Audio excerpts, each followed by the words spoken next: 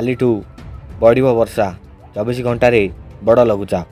खबर जाना पूर्व चैनल को सब्सक्राइब करूँ, वीडियो को लाइक करूँ, सांगसाथी मानक शेयर करूँ। यही भाव में यही चैनल जोड़ी हो रुहतु, सर्वप्रथम लेटेस्ट अपडेट पाइपर।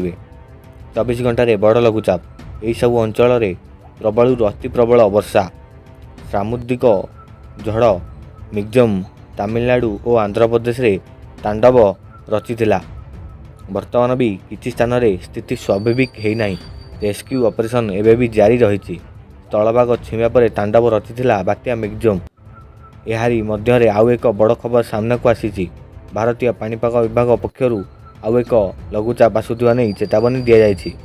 आसंता 24 घंटा मध्य आउ एक लघुचाप सृष्टि हो पारे। पाणीपाग विभाग पक्षर जारी सूचना अनुसार अरब सागर में आउ एक लघुचाप क्षेत्र सृष्टि होगा जाऊँगी। मालदीव पाखापाखि अंचल एक लघुचाप क्षेत्र सृष्टि होबार संभावना रही।